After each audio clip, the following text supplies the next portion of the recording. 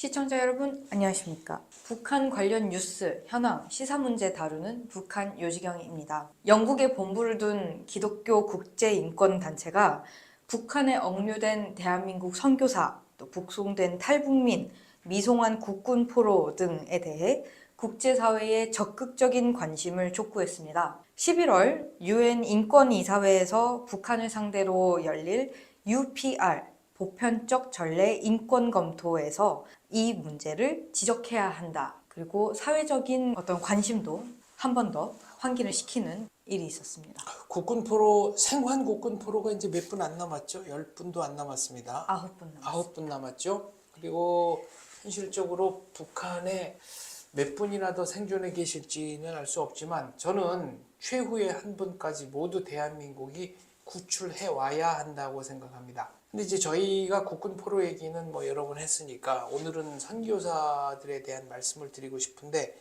제일 오래 억류돼 있는 분이 김정욱 선교사. 이제 만 11년이 넘어서 12년째, 만으로 이제 12년을 12년 차. 세워가고 있어요. 예. 그리고 한 4분 정도가 장기 억류 중이죠. 두 분이 더 뉴스에 나왔는데요. 김국기 선교사님 그리고 최춘길 선교사님 두 분은 이제 10년째 아직 억류 중이고 한 분, 장모라는 분이 한 분 또 계신데. 그분은 확인이 안 된다고 합니다. 아, 그분은? 네. 그래서 뉴스에는 이렇게 세 분의 선교사만이 지금 언급이 되어 있는데 이분들에 대한 송환, 즉각 송환을 촉구해야 한다. 이게 북한이 참 비겁한 게 미국 국적이나 캐나다 국적이나 아무튼 그런 그 선교사들은 다 지금 풀어줬습니다. 네. 케네스 배 선교사 같은 분도 수감 생활 꽤 길게 했는데 어쨌거나 결국엔 돌아오셨죠. 눈치를 보는 거예요. 그런데 대한민국은 안하무인으로 생각하는 겁니다. 그러니까 전혀 반응이 없는 거고 이제 북한의 주장은 이 선교사분들이 체제 전복, 그러니까 북한 기준으로는 반란죄를 저질렀다 이런 거거든요. 근데 이분들이 연변, 그러니까 북중 접경지대에서 탈북민을 도운 활동을 한 건 사실입니다. 그런데 저희가 얼마 전에 인터뷰했던 그 정베드로 목사님 같은 경우도 네. 처음부터 탈북자들을 도우려고 했던 것이 아니고 중국에 가서 이제 선교를 하려고 간 건데 가서 보니까 비참한 탈북자들을 자꾸 접하게 되고 그러면 지금 내가 주님의 목소리에 응답하는 거는 이게 아니냐. 그래서 밤새 기도를 하고 탈북민 돕는 일에 투신을 했다는 거 아니에요. 이게 처음부터 탈북민을 돕자 이렇게 되는 게 아니고 물론 이제 처음부터 탈북민을 돕자고 가는 분도 계시지만 어쨌거나 이런 분들은 정말로 그 휴머니즘과 신실한 어떤 신앙적 믿음 때문에 탈북민의 비참한 상황을 더 두고 볼 수는 없어서 개인적으로 도와주다가 자기 돈 시간 들여서 쉘터도 마련해 주다가 뭐 이런 식으로 점점 가다가 그 탈북민들과의 접점이 늘어난 거거든요. 근데 제가 알기로 이 선교사분들 중에는 중국에서 납치된 분도 있고 또 다른 나라 국적이 있는 경우에는 북한을 도와주러 들어갔다가 거기서 억류되고 납치된 분도 있고 평양과기대의 교순지로 갔다가 어느 순간에 갑자기 구금되거나 뭐 추방당하다시피 쫓겨난 경우도 있고 이렇게 다양하게 많아요. 근데 북한이 그 종교 문제에 대해서 특히 민감하죠. 그러니까 같은 탈북자라도 이제 중국에서 송환돼 오는 경우에 중국 남쪽 가서 잡혔다. 그러니까 탈북 기도가 명백하다. 혹은 중국 접경지대에서 잡히더라도 교회와 기독교 접촉했다. 네, 단체라든가 아무튼 이런 종교 단체와 접촉했다 그러면 이거는 가중 처벌이 어마어마하거든요. 그렇다 하더라도 이런 식으로 우리 선교사들을 10년 넘게 억류하고 있다. 생사 확인도 안 해준다. 이건 정말 인권 유린입니다. 그리고 저는 한국의 기독교 단체 또 인권 단체가 이 부분에 대해서는 정말로 목소리를 높여야 한다고 생각합니다. 일부 인권단체는 여기에 대해서 침묵하고 있는 것으로 저는 알고 있는데 이런 일부 극소수 단체의 행태는 여러 가지 비판에 직면할 겁니다. 첫째, 정말로 인권운동을 하는 거냐 아니면 정치적인 목적을 달성하기 위해서 인권이라는 숭고한 가치를 이용하는 것이냐. 두 번째, 그러면 대한민국 사람들의 인권과 북한 주민들의 인권과 또 전 세계 사람들의 인권과 이거 다 차등이 있는 것이냐? 그러니까 존중해야 할 인권이 따로 있고 무시해도 좋을 인권이 따로 있는 것이냐? 이런 질문 드리고 싶고요. 제발 선택적 분노 이거 좀 하지 마세요. 지금은 10년 이상 억류된 이 선교사 문제에 관해서만큼은 인류 보편적 가치를 구현하는 측면에서 분노하고 당장 송환, 즉각 송환을 북한에 요구해야 합니다. 대한민국 선교사분들에 대해서 억류된 문제를 저희가 어떻게 하고 있지 못하는 것도 참 부끄러웠는데, 이 문제를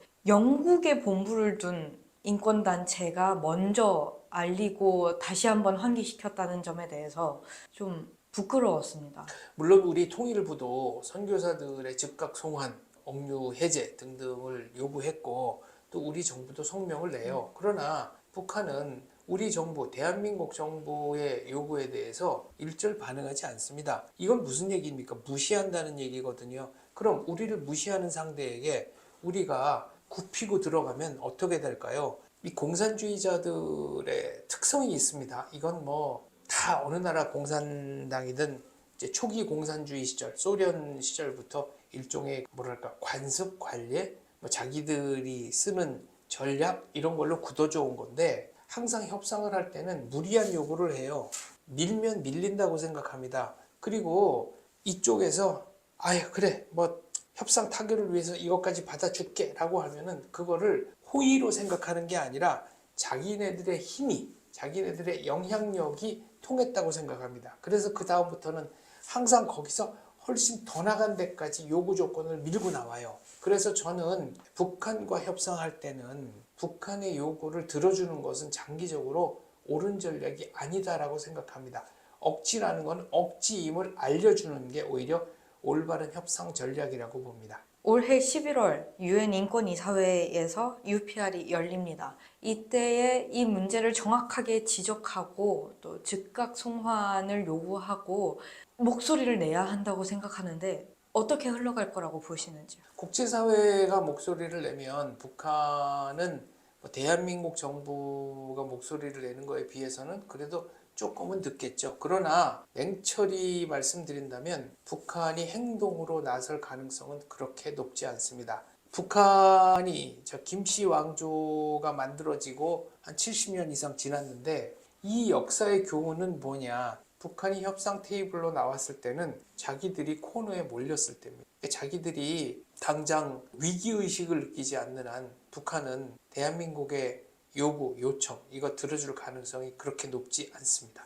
지금 이 방송을 하는 것도 과연 얼마나 의미가 있을지 모르겠습니다만 그래도 한 번이라도 이렇게 더 언급을 해서 한 분이라도 더 많은 분들이 이 선교사님들의 이름을 기억하고 정말 기적처럼 이분들이 송환되거나 정말 기적처럼 북한에 계신 이분들에게 저희의 목소리가 전달되어서 어떤 자그마한 희망이라도 드릴 수 있다면 정말 그래서 지금 이 방송을 하고 있는 겁니다. 네, 제가 아까 이제 일부 기독교 단체, 일부 극소수 인권 단체에 대한 비판적인 얘기를 했지 않습니까? 그래서 이번에는 좀 간곡하게 부탁을 드리고 싶은데 대한민국 국회의 절대 다수당인 민주당 여러분, 지금 그 야당 추천목 이사들이 추천되지 않아서 북한 인권재단 출범을 못하고 있습니다. 기구는 만들어졌는데 실제로 돌아가는 활동이라는 것이 없습니다. 기구가 2016년이었나요? 오래됐죠. 몇 년 됐어요.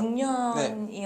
그때 만들어졌고 그렇습니다. 정권이 바뀔 때마다 여당에서 반, 야당에서 반 이사를 추천해서 기구를 이제 출범을 하려고 했는데 이제 네, 국민의힘 쪽에서는 계속 이사를 추천하는데 민주당 쪽에서는 추천을 안 하고 있고 아예 인선조차 하지 않아서 북한 인권재단은 출범 자체를 못하고 있습니다. 그런데 민주당 여러분들도 다 프로페셔널 정치인이시니까 국제 정세라든가 여론 이런 것들을 잘 아시지 않겠습니까?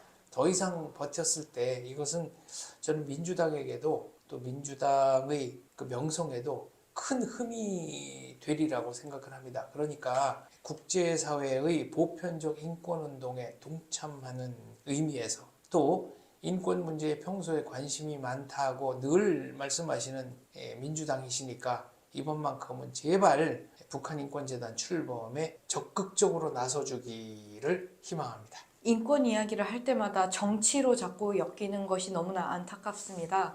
이것을 정치 문제가 아니라 정말 한 사람 한 사람에 대한 인생의 문제로, 사람에 대한 문제로 생각해 주셨으면 좋겠습니다. 12년, 말이 12년입니다.